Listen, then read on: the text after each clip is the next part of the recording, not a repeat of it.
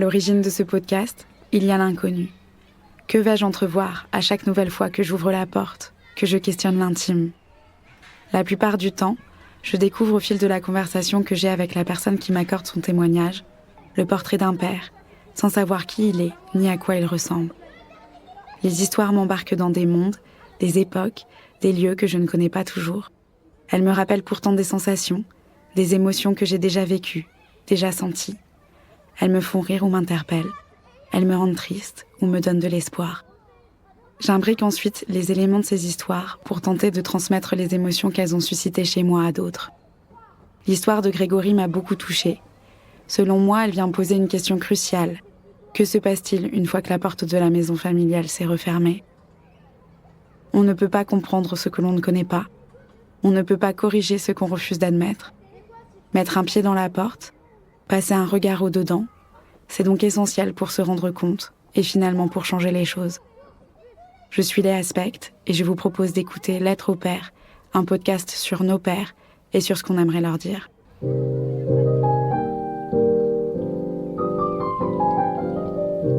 Très cher père, tu m'as demandé l'autre jour pourquoi je dis que je te crains.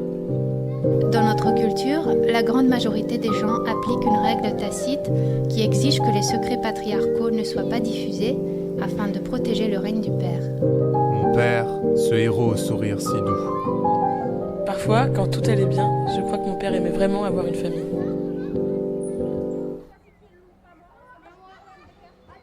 Grégory m'a raconté l'histoire de son père, né dans les années 60 dans une famille installée en Lorraine, à la frontière avec l'Allemagne, une région minière et cosmopolite.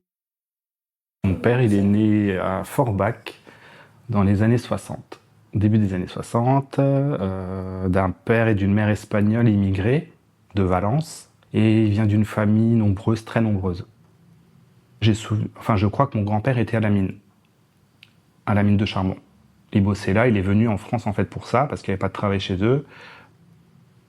C'était dur, c'était pas facile, il n'y avait pas d'amour, il n'y avait pas de sentiments, c'était chacun pour soi un peu comme ça. Il n'y avait pas de projet, pas de vacances, c'était juste le train-train quotidien. Essayer quand même, tant bien que mal, de subvenir aux besoins de la famille, quoi. Et c'est tout, hein.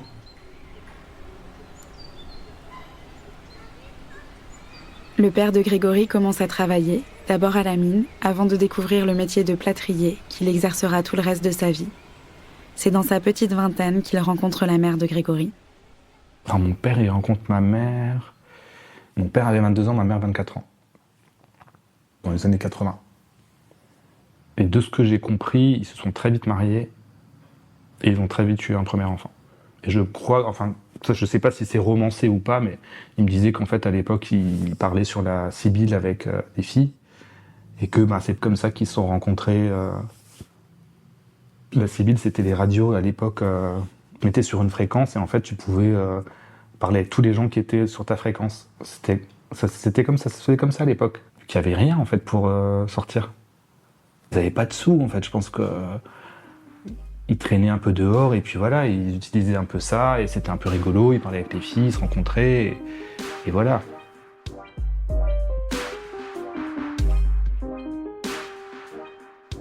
Mes parents se rencontrent en 84, ils ont mon frère en 84, ensuite moi en 86, donc pas longtemps après, 1 an et 4 mois après, et ils ont eu ma sœur encore en 90, qui n'était pas prévue.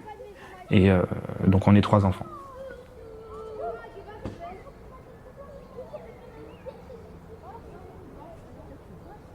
J'ai eu une enfance plutôt heureuse, une petite enfance plutôt heureuse jusqu'à, je dirais, jusqu'au collège.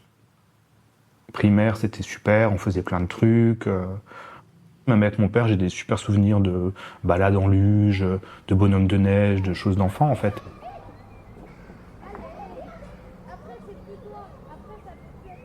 La semaine, on ne le voyait pas trop. On le voyait, le matin, il partait, je crois, vers 7h moins quart, et il rentrait vers 5h30. Donc nous, on mangeait tout de suite dès qu'il rentrait, parce que il avait la dalle, vu qu'il... C'est un métier physique quand même, et après, il dormait. Il s'endormait tous les jours sur le canapé. la semaine. Et le week-end, il faisait quand même à manger. En fait, j'ai des souvenirs il faisait des grosses salades, où il faisait du pain perdu, et puis on regardait la télé, on regardait des dessins animés, puis il nous ramenait le petit déj dans le salon, donc il participait quand même. Je pense qu'il avait envie.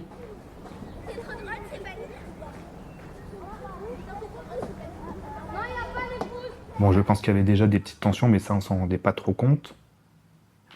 Enfin, en tout cas, ma mère arrivait à faire en sorte qu'on se rende pas compte de tout.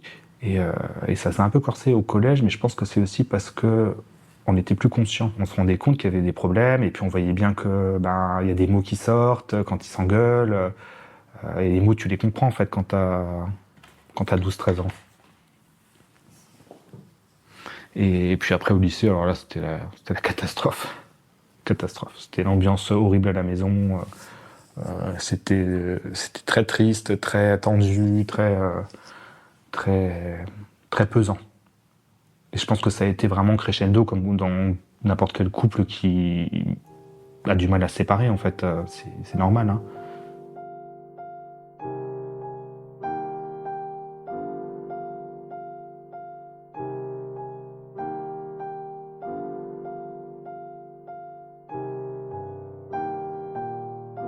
Mon père, il était très serviable, très joyeux, toujours partant pour boire une bière, toujours partant pour faire une fête.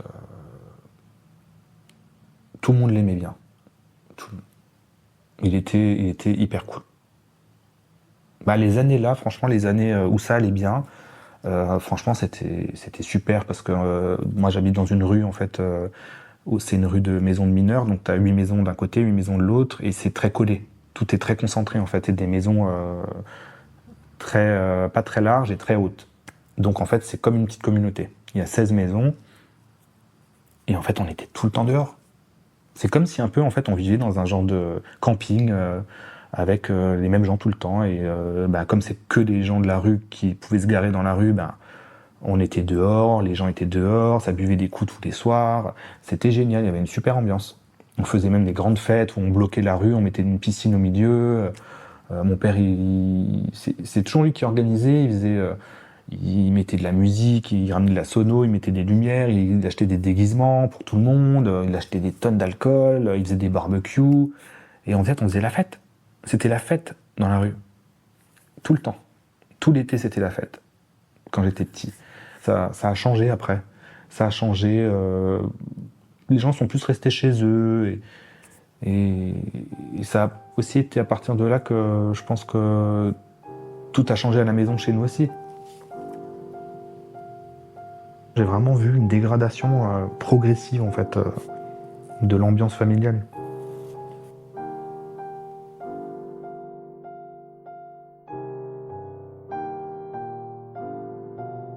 Ils se sont mariés, ça s'est bien passé, ça devait être tout beau tout rose au début, mais bon, ils ont fait un enfant très vite. Ils ont emménagé dans la rue où mes grands-parents habitaient, donc en fait on habitait nous dans la même rue que mes grands-parents, à 2 maisons d'écart. On vivait dans une maison avec pas grand-chose, et bon, je pense que mon père, ça lui suffisait pas. Il avait besoin de plus, donc moi j'ai appris bien plus tard qu'en fait il a eu beaucoup d'aventures, en fait. 3 mois, quoi, que mon frère était né, il allait déjà voir ailleurs, quoi.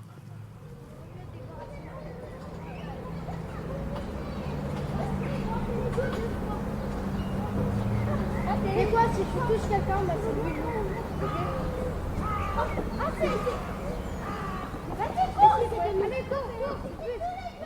Il y avait des promesses comme, bon, le truc classique, hein, voilà, je te trompe, il y a une crise, je te promets que je le ferai plus, puis rebelote, et puis c'est sans fin, quoi. Et elle a le cul entre 2 chaises, entre guillemets, parce que d'un côté, elle a ses gosses où elle se dit, bon, faut que je fasse tout pour la famille, et de l'autre côté, elle se fait trahir, et puis elle est tiraillée entre les deux, et elle a choisi de protéger sa famille. Toute sa vie, en fait. Et ça, nous, on s'en est rendu compte bien plus tard, de tout ça. Qu'elle a fait tout ce qu'il faut. Et lui, il a pensé qu'à lui.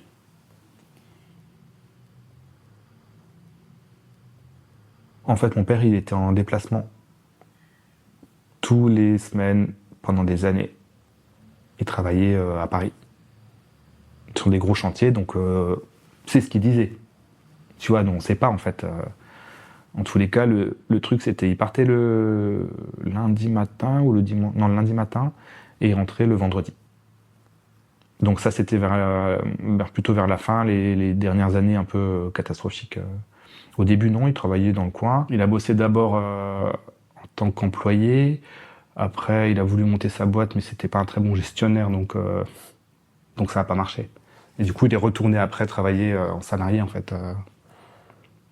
Et il était plutôt bon. Il était apprécié, tout le monde le voulait. Je suis pas capable de juger, mais je pense que c'était un bon artisan. Et après, de fil en aiguille, la boîte pour laquelle il travaillait, ils ont eu des gros chantiers. Il y avait à Strasbourg, il y avait à Paris, il y avait à Nice. Et en fait, mon père, il partait toujours la semaine. Il travaillait comme un fou et il rentrait le week-end. Et là, il était épuisé. Donc, d'où encore le truc où il faut pas faire de bruit, il supportait rien, il gueulait tout le temps parce qu'il était au bout du Rolls. Et là, c'était fini, les petites salades et les pains perdus. C'était fini, ça. Le dimanche, c'était calme. Il fallait du calme. Je l'ai vu, en fait, il devenait rabougri, il râlait tout le temps. Et je pense que la fatigue, plus le quotidien, plus le fait de ne pas avoir beaucoup d'argent, c'est quand même compliqué. Quand tu vois d'autres dans ta rue qui ont plein de choses, qui profitent, ils font plein de vacances, et je pense que ça, c'est pas si simple. Élever 3 gosses, c'est pas simple. C'est sûr que c'est plus rigolo d'aller tirer un coup à droite à gauche. Mais bon, je me dis, les choix dans la vie, tu les fais, quoi. T'es pas obligé de céder à tout, quoi. Sous prétexte que la vie, elle est dure, c'est le cas de plein de gens, donc c'est que tu le veux bien. Aussi. Tu peux résister, en fait, et dire, bon, j'ai pas le droit, en tant que père de 3 enfants, de déconner. Même si j'en ai envie, on n'est pas obligé de céder, en fait. Et je pense que ça a été le pire, en fait, Enfin, le pire... Pour ma mère, ça a été... Je pense un peu le pire.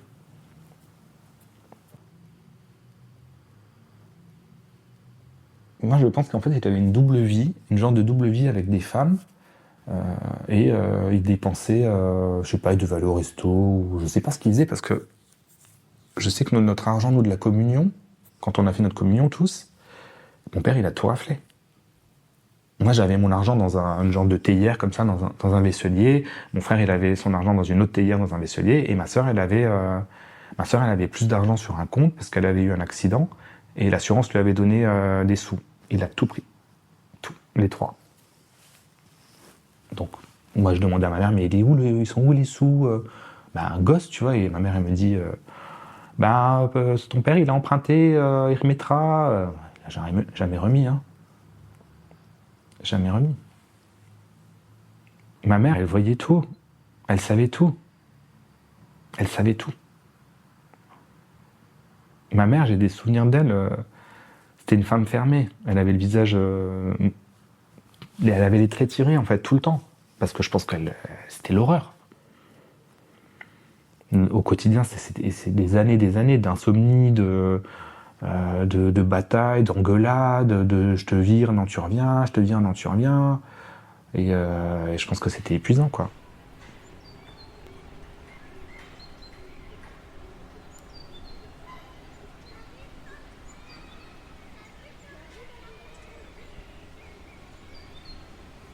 Moi j'ai un regard d'adulte et je me dis en fait, je me dis surtout qu'est-ce que ma mère a subi en fait toutes ces années, parce que ça a duré des années, où faut faire bonne figure, où faut élever tes gosses, faut qu'ils aillent à l'école, faut qu'ils aient assez à manger, faut que plein de choses en fait. Et à côté de ça, t'as tout le reste en fait, l'envers du décor. Ce que je disais, c'est que c'est la catastrophe dans leur couple. Et je pense que je sais pas tout.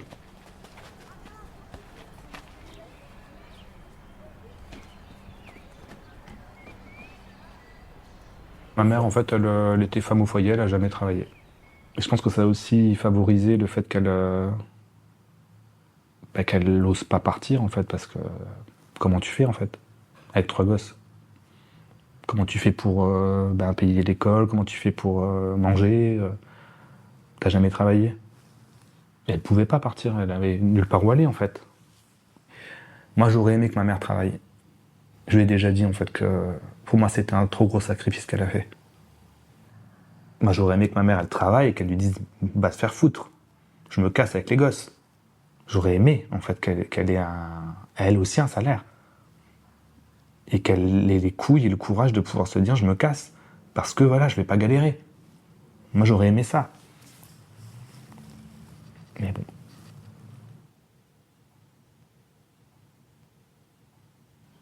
Et puis aussi, c'est pas que la dépendance économique, c'est que je pense que ma mère ne voulait pas casser la famille. Pour nous. Donc c'était compliqué. Très compliqué, je pense, pour elle. Grégory m'a raconté que sa mère a pourtant essayé plusieurs fois de rompre, mais que les difficultés rencontrées et l'espoir d'un changement ont fait de ces séparations des ruptures temporaires. Il est parti, c'était au tout début des téléphones portables, parce que je me souviens, ça devait être quoi? Je devais être en 4e ou 5e. Donc je dirais que t'as quoi, 13 ans, 14 ans? Bon, ça devait être dans les années 90. Donc ma mère a viré mon père. Cette fois-ci, bon, ils se sont séparés, il est parti. Il a pris un appartement à Forbach. Franchement, je me souviens qu'il nous a un peu laissé dans la merde. Lui, il faisait sa petite life. Ma mère, on galérait quand même un peu, hein, parce que bon, fallait trouver assez de sous pour manger, il fallait trouver pour l'école, et il s'est pas trop préoccupé de nous. Moi, j'ai pas souvenir en fait qu'il venait tous les week-ends pour, je sais pas, faire des courses ou je dis des conneries quoi, tu vois, même pour venir nous voir. Et je pense que c'était vers le temps de Noël, parce qu'il est venu à Noël nous ramener des téléphones portables. À 1000 francs le téléphone portable. Chacun, il nous en a acheté un pour ma soeur, un pour mon frère, un pour moi. Moi, j'étais content. Mais je me dis, le mec, les 1000 francs, donne-les à ma mère pour qu'elle achète à manger, plutôt que de nous acheter des portables pour nous acheter. Pour dire, ouais, je suis un papa cool, je vous achète des téléphones, en fait. Et c'était que des trucs comme ça. Donc, en fait, tu laisses tes enfants et tu viens un peu en grand seigneur à Noël nous donner des téléphones à 1000 francs, quoi. Puis, ma mère, à côté de ça, elle avait pas de sous pour nous faire des cadeaux, donc on avait un mini rikiki truc de ma mère, et puis lui, c'était grand cadeau, quoi, tu vois, c'est... Mais on n'en voulait pas, en fait, parce que nous, on savait, en fait, même j'étais jeune, je le savais, je voyais très bien qu'elle faisait ce qu'elle pouvait, en fait, et qu'elle a fait tout ce qu'elle pouvait au maximum. Parce que je pense que c'est pas ça, parce que ma mère, je pense qu'elle l'aimait, en fait. Et qu'elle a fait... Elle a fait l'impasse sur plein de choses, en fait. Elle s'est toujours dit, bon, peut-être on va y arriver. Jusqu'au bout du bout, je pense. Et je pense que lui en profitait parce qu'il voyait qu'elle revenait. Ou qu'elle le reprenait. Il pouvait faire ses conneries, il y avait une petite crise, il revenait, et reconnerie, recrise, je reviens. C'était comme ça sans fin. Puis à côté de ça, tu t'occupes pas de tes enfants, tu la laisses tout gérer, c'est confortable quoi quand même. Hein. Tu rentres, la bouffe elle est faite, et elle cuisinait hyper bien ma mère, donc elle se faisait chier quoi pour nous. Beaucoup. Et lui, il venait, il travaillait, il ramenait son chèque à la fin du mois, il posait ses pieds sur la table et il faisait ce qu'il voulait. Ce qu'il voulait. C'est pas normal en fait. C'est facile en fait de juste aller travailler. Et de ramener un chèque, tout le monde peut le faire ça. Mais s'occuper de tes gosses, éduquer tes gosses, tenir une maison, enfin tout ça c'est plus d'efforts en fait. C'est tous les jours, c'est 24 heures sur 24. C'est 7 jours sur 7. C'est pas juste un boulot où tu pars à 7 heures et tu rentres à 17 heures. C'est beaucoup plus que ça. La relation entre les parents de Grégory se dégrade tellement que ce dernier commence à fuir sa maison. De fait, ses liens avec son père commencent aussi véritablement à se distendre. Moi, j'ai commencé à aller un peu en boîte de nuit, et là, ils m'ont plus vu, en fait. Je partais le vendredi, j'entrais le samedi matin, je dormais toute la journée, je sortais le samedi soir, et c'était que ça. Je fuyais, en fait. parce que c'était pesant à la fin. J'ai vu qu'il y avait autre chose que ma famille, que ma maison, et c'était nécessaire en fait pour moi de voir autre chose et de sortir de cette maison en fait. Parce que l'école, bon, c'est pas ma grande passion moi dans la vie, donc c'est pas ça qui me nourrissait en fait. C'est les autres, c'est mes amis, c'est ma deuxième famille en fait. Je me suis reconstitué un cocon dans lequel je me sentais bien et en sécurité, et ça m'a beaucoup aidé. C'était nécessaire en fait. Et après moi j'ai moins vu en fait ce qui se passait, mais c'est là que ça a commencé. Ma mère elle a commencé à se dire qu'elle voulait divorcer en fait. Mais ça a été très compliqué. Il n'a pas accepté en fait. Il n'a pas du tout accepté.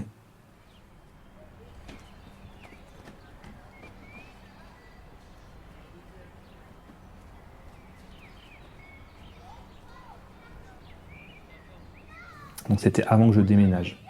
Ça, une année avant que je déménage. Et donc là, c'était déjà très tendu à la maison. Ça sentait vraiment la fin.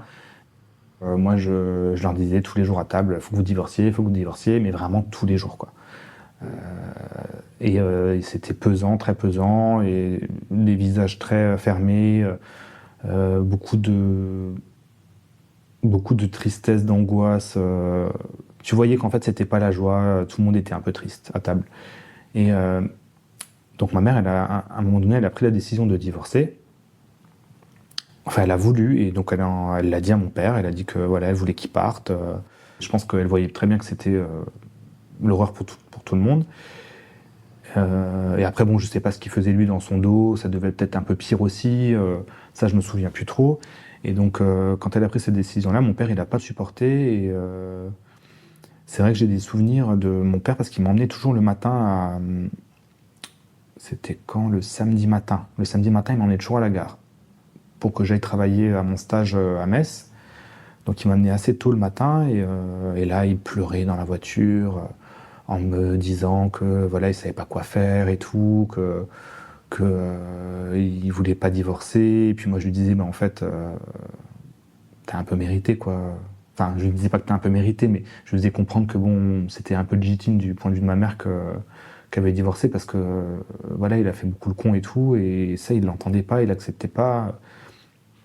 Et moi, à l'époque-là, je sortais quand même beaucoup les samedis soirs, parce que je voulais plus rester à la maison, vu que l'ambiance était horrible. Et un jour, je sais plus à peu près quand, ma mère, elle m'appelle, un peu en panique, et elle me dit, texto comme ça, elle me dit, il faut que tu rentres. Je sais plus si elle m'a dit, ton père a voulu me tuer, ou un truc comme ça. Et donc moi, je comprends pas trop ce qui se passe, et je rentre chez moi, et puis là, je vois, j'arrive, il y a mon frère, ma sœur, mon père, ma mère, ma cousine, le mari de ma cousine, et puis et ma mère avec une tête mais horrible, mais vraiment horrible. Elle avait les traits tirés vers le bas, et puis mon père, je voyais qu'il était mal à l'aise, et il essayait en fait de faire comme si de rien n'était. On mange dans cette ambiance horrible,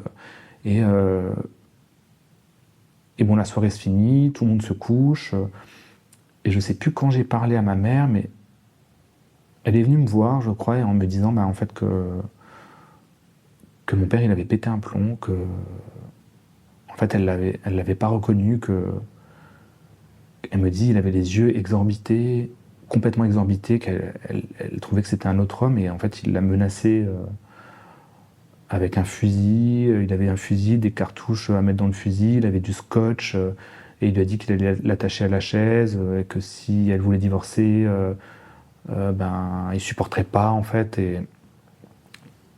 et donc il a aussi menacé de nous tuer, nous, les 3 enfants, si elle restait pas avec lui.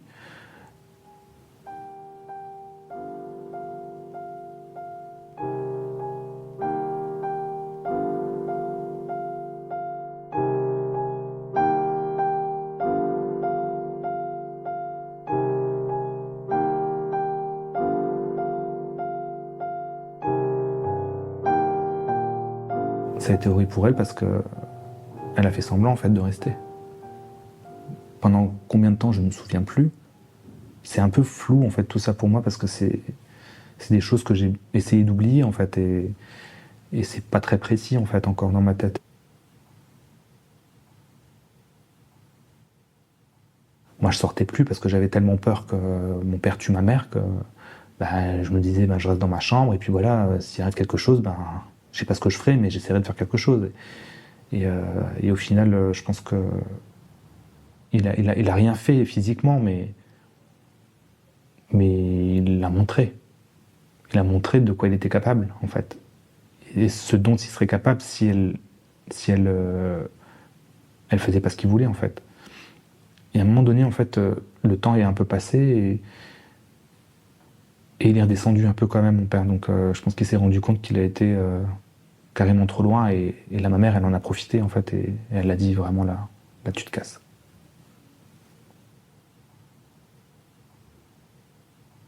On lui a demandé de partir. On a tous voulu qu'il parte. On l'a chassé, en fait. Et c'est là qu'il est parti.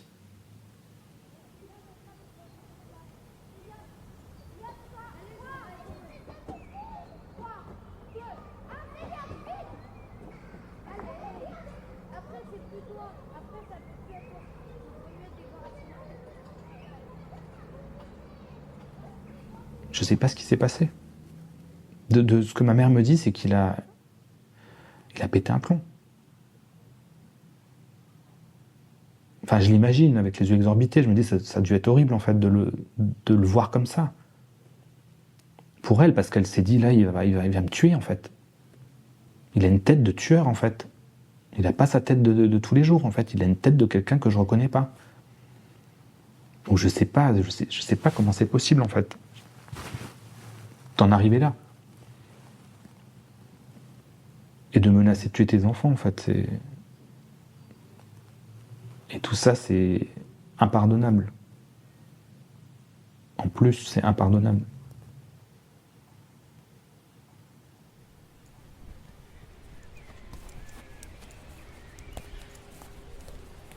La mère de Grégory divorce. Elle rencontre un autre homme qui habite en Corse.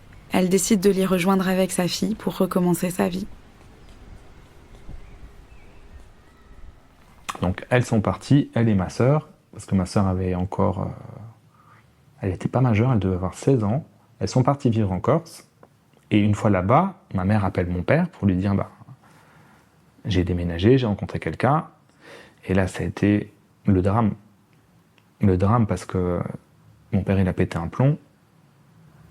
Donc il nous a tous appelés, mon frère, ma sœur et moi, pour nous dire que c'était de notre faute, que en fait on était dégueulasse de ne pas lui avoir dit que ma mère avait quelqu'un, et que grosso modo on ne entendrait plus jamais parler de lui. Bam, il me raccroche au nez. Et j'ai pu parler à mon père pendant 10 ans.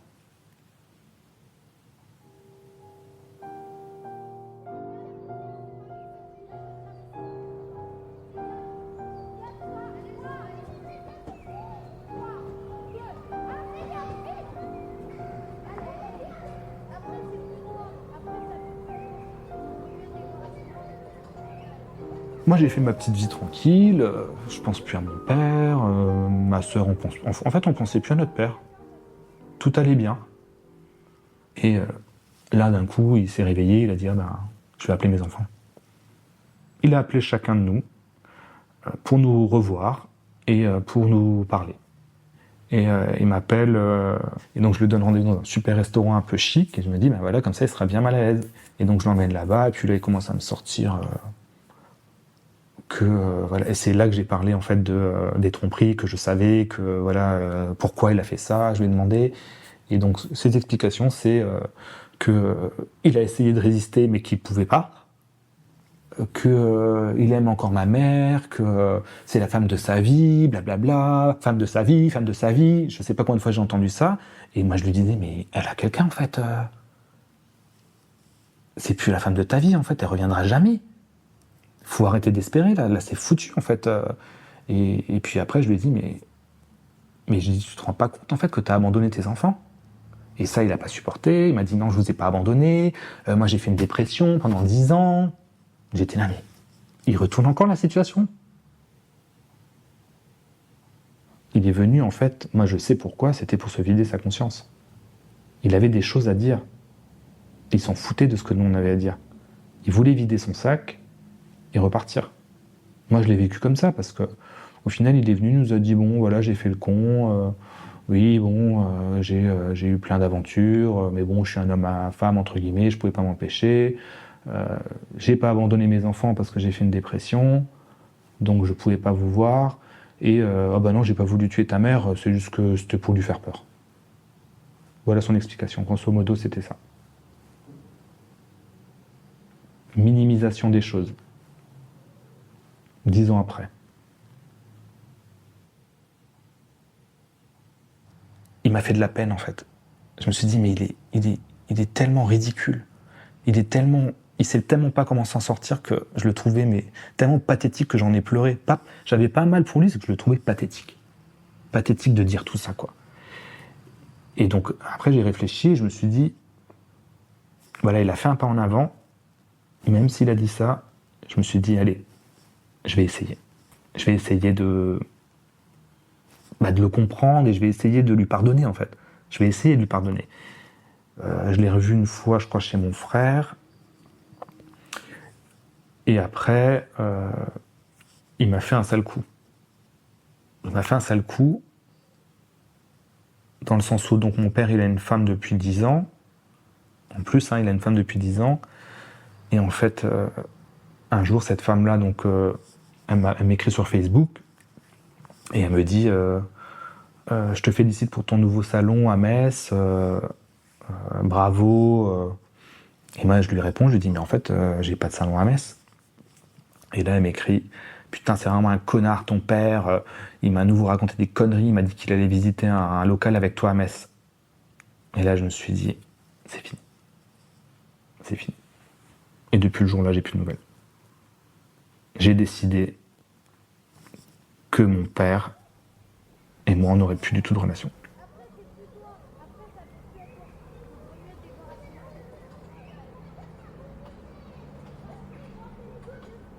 Grégory m'a décrit son père comme quelqu'un de jovial, de sympa, drôle et travailleur. Quelqu'un qui s'ennuyait dans sa vie de famille. Quelqu'un qui était aussi roublard, manipulateur et menteur, qui allait voir ailleurs.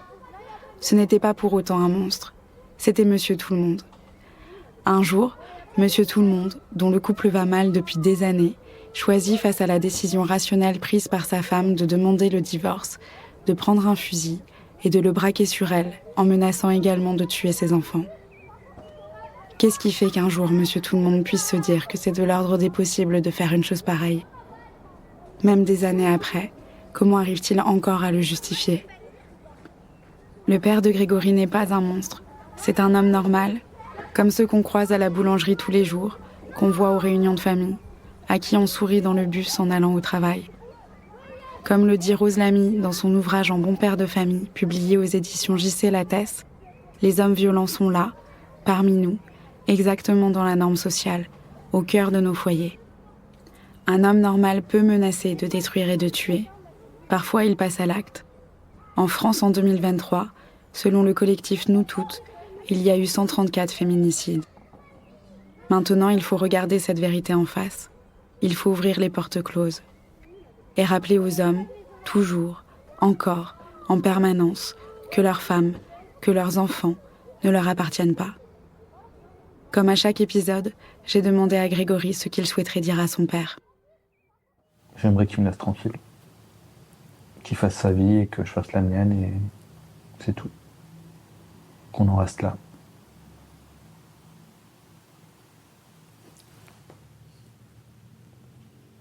J'ai décidé de ne plus avoir de peur.